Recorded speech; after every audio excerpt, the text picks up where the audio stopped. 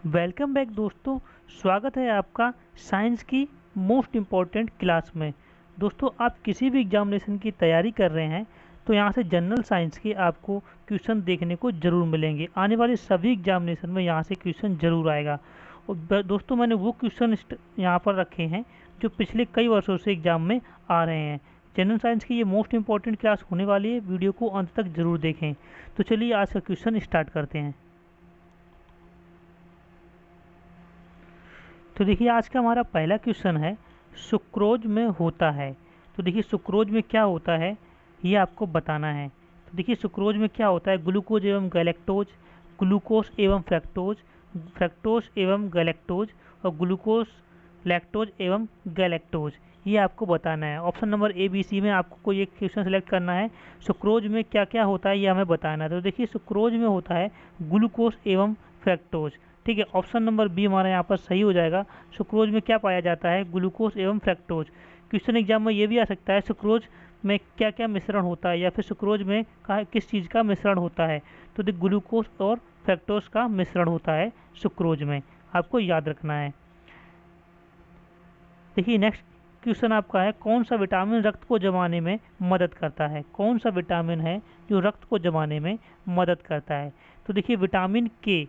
ठीक है, विटामिन के, ऑप्शन नंबर सी हमारा बिल्कुल सही हो जाएगा। विटामिन के जो होता है वो रक्त को जमाने में मदद करता है दोस्तों। ठीक है, अगर विटामिन ए की बात करते हैं, विटामिन ए का केमिकल नेम होता है रेटिनॉल। क्या होता है, विटामिन ए का केमिकल नेम होता है रेटिनॉल। अगर बात करते हैं इससे कौन सा रोग हो जाता है, तो रतौंधी रोग हो जाता है। क्या हो जाता है, ब्लाइंडनेस, मतलब रतौंधी रोग हो जाता है विटामिन ए की वजह से। बी की बात करेंगे, विटामिन बी की कमी से क्या हो जाता है, विटामिन बी की कमी से तो हो जाता है बेरी बेरी रोग। ठीक है, अगर केमिकल नेम की बात करेंगे तो थायमीन, क्या नाम है, थायमीन, विटामिन बी का केमिकल नेम है थायमीन। और रोग की बात करेंगे तो बेरी बेरी रोग विटामिन बी की कमी से हो जाता है। ठीक है, के का मैं आपको बता चुका हूँ। सी की बात करते हैं तो सी का केमिकल नेम होता है स्कार्बिक अम्ल, और रोग हो जाता है हमारा स्कर्वी। ठीक है, विटामिन सी की कमी से हमें स्कर्वी रोग हो जाता है, ये आपको याद रखना है। दोस्तों, वीडियो को अंत तक जरूर देखें, आपको क्वेश्चन रटने की कोई भी ज़रूरत नहीं है। मैं एक क्वेश्चन को 2-3 बार रिपीट कर दूंगा। ठीक है, तो देखिए, नेक्स्ट क्वेश्चन आपका है, मनुष्य की आंखों की स्वस्थ क्रियाशीलता कौन सा विटामिन बढ़ाता है। अभी अभी मैंने पहले बताया था कि विटामिन ब्लाइंडनेस किसकी वजह से हो जाता है, तो ये उसी से रिलेटेड है। ठीक है, मनुष्य की आंखों की स्वस्थ क्रियाशीलता कौन सा विटामिन बढ़ाता है। तो देखिए, मनुष्य की आंखों के लिए विटामिन ए बहुत ही फायदेमंद होता है। ठीक है, विटामिन ए की वजह से ही ब्लाइंडनेस हो जाता है, यानी रतौंधी रोग हो जाता है। तो मनुष्य की आंखों की स्वस्थ क्रियाशीलता कौन सा विटामिन बढ़ाता है, तो विटामिन ए बढ़ाता है। ठीक है, अगर विटामिन ए की प्रचुर मात्रा में क्या किया जाता है, क्या खाना चाहिए हमें, तो गाजर। ठीक है, क्योंकि गाजर में प्रचुर मात्रा में विटामिन ए पाया जाता है। ठीक है, देखिए, नेक्स्ट क्वेश्चन आपका है, रतौंधी निम्नलिखित के कारण होती है। ठीक है, जो रतौंधी होती है वो किसके कारण होती है, अभी मैं आपको बता चुका हूँ, विटामिन ए की वजह से होती है। ठीक है, तो विटामिन ए की कमी से क्या हो जाती है, रतौंधी रोग हो जाती है विटामिन ए की कमी से। नेक्स्ट क्वेश्चन आपका है, मधुमेह का कारण है। मधुमेह का कारण है। ठीक है, मधुमेह का किसकी वजह से मधुमेह रोग हो जाता है वो हमें बताना है। तो देखिए, मधुमेह रोग हो जाता है इंसुलिन पश की कमी से, लार की कमी से, और लोहे की कमी से। यहाँ पर 4 ऑप्शन दिए हैं। तो देखिए, मधुमेह का कारण है इंसुलिन की कमी से। ठीक है, इंसुलिन की कमी से मधुमेह रोग हो जाता है। मधुमेह रोग इंसुलिन की कमी से हो जाता है। ठीक है दोस्तों, आपको किसी भी सब्जेक्ट की वीडियो देखना हो तो आप प्ले लिस्ट से जाकर के सारे सब्जेक्ट की वीडियो देख सकते हैं, और साइंस की पिछली क्लास जरूर देख लें। ठीक है, नेक्स्ट क्वेश्चन आपका है, मछली का लीवर भरपूर मात्रा में होता है। ये मोस्ट इंपॉर्टेंट क्वेश्चन है दोस्तों, बहुत ही इंपॉर्टेंट है, आपको याद जरूर रखना है। मछली का लीवर भरपूर मात्रा में होता है। मछली के लीवर में भरपूर मात्रा में कौन सा विटामिन पाया जाता है, ये आपको बताना है। तो देखिए, कौन सा विटामिन पाया जाता है, ए सी डी ई, कौन सा विटामिन पाया जाता है। तो देखिए, अगर लीवर की बात करता है, ठीक है, मछली के लीवर की बात करेगा तो विटामिन डी पाया जाएगा। क्या पाया जाएगा, विटामिन डी। तो यहाँ पर ऑप्शन नंबर सी हमारा बिल्कुल सही हो जाएगा। ठीक है, मछली के लीवर की बात कर रहा है तो मछली के लीवर में विटामिन डी प्रचुर मात्रा में पाया जाता है। अब देखिए, अगर पूरी मछली की बात करता है, ठीक है, अगर पूरी मछली की बात करता है कि पूरी मछली में सबसे ज़्यादा विटामिन कौन सा पाया जाता है, तो पूरी मछली में सबसे ज़्यादा विटामिन पाया जाता है ए। क्या पाया जाता है, ए। ठीक है, तो यहाँ पर लीवर की बात कर रहा था, तो ऑप्शन नंबर हमारा सी सही है। तो देखिए नेक्स्ट क्वेश्चन आपका है, सूर्य की रोशनी में से हमें प्राप्त होता है। ये इंपॉर्टेंट क्वेश्चन है दोस्तों, जितना इस इम्पोर्टेंट है उतना ही सिंपल है, ये ज़्यादा सभी को पता होना चाहिए। सूर्य की रोशनी में से हमें प्राप्त होता है, कौन सा विटामिन प्राप्त होता है? तो देखिए विटामिन डी, सूर्य की रोशनी से हमें विटामिन डी प्राप्त होता है। ठीक है, विटामिन डी को हम सनशाइन भी बोलते हैं। क्या बोलते हैं? सनशाइन भी बोलती हैं विटामिन डी को। ठीक है, देखिए नेक्स्ट क्वेश्चन आपका है, मनुष्य के शरीर में सबसे छोटी ग्रंथि कौन सी है? ये इंपॉर्टेंट क्वेश्चन है दोस्तों। मनुष्य के शरीर में सबसे छोटी ग्रंथि कौन सी है? तो देखिए मनुष्य के शरीर में सबसे छोटी ग्रंथि है लीवर, थायराइड, पिट्यूटरी और लार ग्रंथि। तो देखिए कौन सी ग्रंथि हो जाएगी यहाँ पर? मनुष्य के शरीर में सबसे छोटी ग्रंथि हो जाएगी पिट्यूटरी ग्रंथि। क्या कौन सी हो जाएगी? पिट्यूटरी ग्रंथि। ऑप्शन नंबर सी हमारा बिल्कुल सही है। मनुष्य के शरीर में सबसे छोटी ग्रंथि कौन सी हो जाएगी? पिट्यूटरी ग्रंथि। ये मस्तिष्क में पाई जाती है। कहाँ पाई जाती है? मस्तिष्क में पाई जाती है। इसको हम मास्टर ग्रंथि भी बोलते हैं। पिट्यूटरी ग्रंथि को हम मास्टर ग्रंथि भी बोलते हैं। दोस्तों वीडियो अगर आपको अच्छा लग रहा तो प्लीज़ सब्सक्राइब जरूर कर लें अपने चैनल को, और वीडियो को लाइक करें, अपने दोस्तों तक शेयर करें ताकि वो लोग भी पढ़ सकें। ठीक है, नेक्स्ट क्वेश्चन आपका है, शरीर में मास्टर ग्रंथि किसे कहा जाता है? अभी अभी मैंने जस्ट बताया शरीर में मास्टर ग्रंथि किसे पाया जाता है, तो पिट्यूटरी ग्रंथि को मास्टर ग्रंथि भी कहते हैं। ये मस्तिष्क में पाई जाती है। ठीक है, शरीर में मास्टर ग्रंथि किसे बोलते हैं? तो पिट्यूटरी ग्रंथि को मास्टर ग्रंथि भी बोलते हैं। ये कहाँ पाई जाती है? तो मस्तिष्क में पाई जाती है। देखिए नेक्स्ट क्वेश्चन आपका है, भ्रूण को भोजन किस माध्यम से प्राप्त होता है? जब माता के गर्भ में भ्रूण होता है तो उसको भी भोजन चाहिए होता है, तो वही पूछ रखा है कि भ्रूण को भोजन किस माध्यम से प्राप्त होता है? माता की धमनियों से, गर्भाशय द्वारा, गर्भनाल द्वारा, एमनियोटिक सेक द्वारा। तो देखिए किसके द्वारा होता है भ्रूण को भोजन? तो भ्रूण को भोजन मिलता है गर्भनाल के द्वारा। ऑप्शन नंबर सी हमारा बिल्कुल सही हो जाएगा।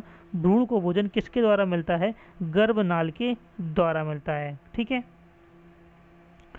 देखिए नेक्स्ट क्वेश्चन आपका है, कैंसर से लड़ने के लिए कौन सा जानवर उपयोगी है? ठीक है, अगर किसी मनुष्य को कैंसर हो जाता है तो इनमें से कैंसर से लड़ने के लिए वो कौन सा जानवर का सेवन कर सकता है? तो देखिए सांप, बंदर, तारा मछली और मछली। तो देखिए कैंसर से लड़ने के लिए सबसे फायदेमंद जानवर होता है वो होता है तारा मछली। ऑप्शन नंबर सी हमारा बिल्कुल सही हो जाएगा। तारा मछली कैंसर से लड़ने के लिए सबसे फायदेमंद जानवर है। नेक्स्ट क्वेश्चन आपका है, शरीर की सबसे बड़ी हड्डी कौन सी है? मोस्ट इंपॉर्टेंट क्वेश्चन है दोस्तों, याद जरूर रखना है आपको। शरीर की सबसे बड़ी हड्डी कौन सी है? तो देखिए शरीर की सबसे बड़ी हड्डी होती है फीमर। क्या होती है? फीमर। ऑप्शन नंबर बी सही है बिल्कुल। यहाँ पर फीमर शरीर की सबसे बड़ी हड्डी होती है और ये पाई जाती है जांघ में। कहाँ पाई जाती है? जांघ में। अब तो रही है बड़ी हड्डी की बात। अब अगर पूछ ले, क्वेश्चन आ जाए शरीर की सबसे छोटी हड्डी की बात करता है, तो शरीर की सबसे छोटी हड्डी है कौन सी है? स्टेपीज है। कौन सी है? स्टेपीज। शरीर की सबसे छोटी हड्डी है स्टेपीज। ये पाई जाती है कान में। ठीक है, तो यहाँ पर ऑप्शन नंबर बी हमारा बिल्कुल सही हो जाएगा, सबसे बड़ी हड्डी की बात कर रहा है। अब देखिए नेक्स्ट क्वेश्चन आपका है, मानव शरीर का सबसे बड़ा अंग कौन सा है? ठीक है, मानव शरीर का सबसे बड़ा अंग कौन सा है? तो देखिए यहाँ पर क्वेश्चन के अकॉर्डिंग दे रखा है, यहाँ पे मस्तिष्क, यकृत, गुर्दा और हृदय। तो देखिए मानव शरीर का सबसे बड़ा अंग कौन सा है? तो यहाँ पर है यकृत। ऑप्शन नंबर बी बिल्कुल सही है। ठीक है, अब देखिए अगर पूछ लिया जाए, अगर मानव शरीर का सबसे बड़ा बाह्य अंग कौन सा है? कौन सा? बाहरी अंग यानी बाह्य अंग कौन सा है? तो वहाँ बात कर रहा होगा स्किन की। ठीक है, ऑप्शन यानी कि हमारी त्वचा। वहाँ पर ऑप्शन का क्या दिया होगा? त्वचा। त्वचा वहाँ पर सही हो जाएगा। अब यहाँ पर अगर पूछे कि बाहरी अगर पूछ रहा है तो स्किन हो जाएगा, अगर आंतरिक अंग पूछ रखा है तो यकृत हो जाएगा। यहाँ पर यकृत दिया हुआ यानी कि बाकी स्किन दिया नहीं है। ठीक है, तो यहाँ ऑप्शन नंबर बी बिल्कुल सही हो जाएगा, यकृत। देखिए नेक्स्ट क्वेश्चन आपका है, मानव मस्तिष्क कितने ग्राम का होता है? ये आपको बताना है, मानव मस्तिष्क कितने ग्राम का होता है? तो देखिए मानव मस्तिष्क होता है 1350 ग्राम का। कितने का होता है? 1350 ग्राम का मानव मस्तिष्क होता है। ऑप्शन नंबर ए बिल्कुल सही हो जाएगा। मानव मस्तिष्क 1350 ग्राम का होता है। नेक्स्ट क्वेश्चन आपका है, 14 वर्ष की आयु वाले बच्चों की वृद्धि के लिए निम्नलिखित में से सर्वाधिक महत्वपूर्ण कौन सा है? 14 वर्ष की आयु वाले बच्चों की वृद्धि के लिए सर्वाधिक महत्वपूर्ण कौन सा है? तो देखिए इनमें से सर्वाधिक महत्वपूर्ण कौन सा है 14 वर्ष की आयु के बच्चों के लिए, उनकी वृद्धि के लिए? तो प्रोटीन, विटामिन, वसा और दूध।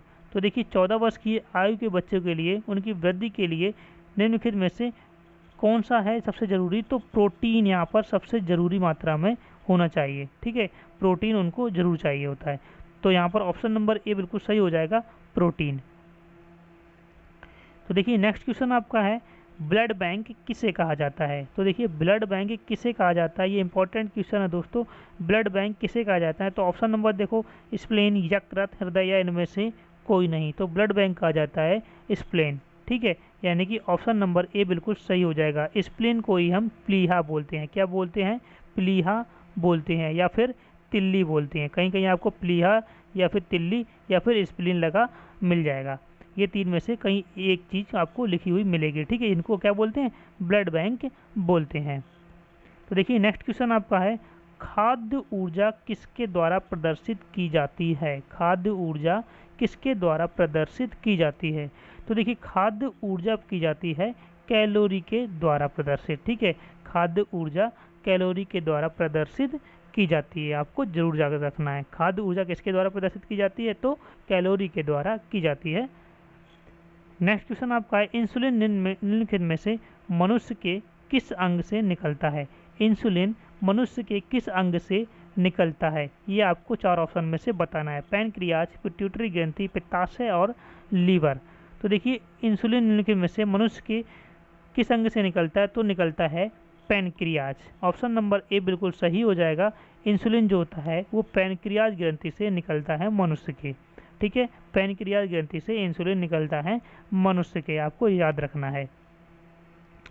देखिए नेक्स्ट क्वेश्चन आपका है, लैंगरहैंस के द्वीप को जो इंसुलिन का स्राव करते हैं स्थित होते हैं। लैंगरहैंस के द्वीप जो कि इंसुलिन का स्राव करते हैं वो कहाँ स्थित होते हैं आपको बताना है। तिल्ली में, मस्तिष्क में, जनद या फिर अग्नाशय में। तो देखिए लैंगरहैंस के द्वीप को जो इंसुलिन का स्राव करते हैं वो अग्नाशय में स्थित होते हैं। ऑप्शन नंबर डी बिल्कुल सही हो जाएगा, अग्नाशय। ठीक है, नेक्स्ट क्वेश्चन आपका है, पेसमेकर का संबंध है। ठीक है, पेसमेकर का संबंध इनमें से किसमें है वो आपको बताना है। पेसमेकर का संबंध किडनी, दिमाग, पाँव या फिर हृदय किससे है आपको बताना है। तो देखिए पेसमेकर का संबंध है हृदय से। किससे है? हृदय से पेसमेकर का संबंध है। ऑप्शन नंबर डी बिल्कुल सही हो जाएगा। ठीक है, अगर पेसमेकर का काम की बात करते हैं तो पेसमेकर का जो काम होता है वो हृदय की धड़कन को नियंत्रित करना होता है। ठीक है, पेसमेकर का क्या कार्य होता है? हृदय की धड़कन को नियंत्रित करना होता है पेसमेकर का कार्य। देखिए नेक्स्ट क्वेश्चन आपका है, आंखों की दृष्टिपटल बनने वाला प्रतिबिंब है। आंखों में जो दृष्टिपटल बनता है उसका प्रतिबिंब कैसा होता है? तो वास्तविक एवं उल्टा होता है। कैसा होता है? वास्तविक एवं उल्टा होता है। आंखों की दृष्टिपटल पर बनने वाला प्रतिबिंब कैसा होता है? वास्तविक एवं उल्टा। आपको याद जरूर रखना है। नेक्स्ट क्वेश्चन आपका है, विटामिन सहायता नहीं करता है। तो देखिए विटामिन इनमें से किसकी सहायता नहीं करता है? ऊतकों एवं एंजाइम के निर्माण में, उपापचय में, आवेजक के रूप में, रोगों से रक्षा करने में और पाचन क्रिया में। तो देखिए विटामिन सहायता नहीं करता है, वो नहीं करता है ऊतकों एवं एंजाइम निर्माण में विटामिन सहायता नहीं करता है। ऊतकों एवं एंजाइम के निर्माण में विटामिन सहायता नहीं करता है। देखिए नेक्स्ट क्वेश्चन आपका है, किसमें प्रोटीन नहीं पाया जाता है? तो देखिए इनमें से किसमें प्रोटीन नहीं पाया जाता है ये आपको बताना है। ये इंपॉर्टेंट रहेगा दोस्तों, कि इनमें प्रोटीन नहीं पाया जाता है। तो देखिए मांस, दूध, चावल और दाल, इनमें से किसमें प्रोटीन नहीं पाया जाता है? तो देखिए मांस में तो पाया जाता है, दूध में भी पाया जाता है, और बल्कि चावल में प्रोटीन नहीं पाया जाता है। चावल में सबसे ज़्यादा मात्रा में पाया जाता है कार्बोहाइड्रेट। क्या पाया जाता है? कार्बोहाइड्रेट। तो दाल तो प्रोटीन का प्रचुर मात्रा में पाया जाता है दाल में तो। ठीक है, तो चावल में बिल्कुल भी प्रोटीन नहीं पाया जाता है। चावल में सबसे ज़्यादा मात्रा में क्या पाया जाता है? तो कार्बोहाइड्रेट चावल में पाए जाते हैं। नेक्स्ट क्वेश्चन आपका है, निम्नलिखित में से कौन सा विटामिन जल में विलय होता है। तो देखिए इनमें से कौन सा विटामिन जल में जो विलय होता है वो आपको बताना है। तो देखो मैं आपको बता देता हूँ जल में कौन कौन से विटामिन विलय होते हैं। तो देखिए जल की बात करेंगे तो जल में विटामिन विलय होते हैं बी और सी। कौन कौन से? बी और सी विटामिन जल में विलय होते हैं। तो यहाँ पर ए ई यानी कि सी हमारा बिल्कुल सही हो जाएगा। विटामिन सी जल में विलय होते हैं। ठीक है, जल में घुलनशील विटामिन बी और सी, यहाँ पर ऑप्शन नंबर सी बिल्कुल सही हो जाएगा। तो देखिए नेक्स्ट क्वेश्चन आपका है, कौन सा विटामिन वसा में घुलनशील होता है। ठीक है, वसा में घुलनशील विटामिन कौन सा होता है, तो ये आपको बताना है। देखो मैंने बी और सी बताया था जो जल में घुलनशील होता है, तो ये तीन तो बिल्कुल होंगे ही नहीं, बी सी। ठीक है, तो यहाँ पर ऑप्शन नंबर ए हमारा बिल्कुल फिट बैठ रहा है, वसा में घुलनशील विटामिन की बात करता है। तो वसा में घुलनशील विटामिन कौन सा हो जाता है? के जो हो जाता है वो वसा में घुलनशील विटामिन हो जाता है। ऑप्शन नंबर ए बिल्कुल सही हो जाएगा। तो दोस्तों आज के लिए इतना ही। वीडियो कैसा लगा प्लीज़ कमेंट बॉक्स में ज़रूर बताएं। अपने चैनल को अगर आप नए हैं तो चैनल को सब्सक्राइब जरूर कर लें, वीडियो को लाइक करें, अपने दोस्तों तक शेयर करें ताकि वो भी लाभ उठा पाएँ। मैं मिलता हूँ आपको ऐसे ही अच्छी वीडियो में। धन्यवाद।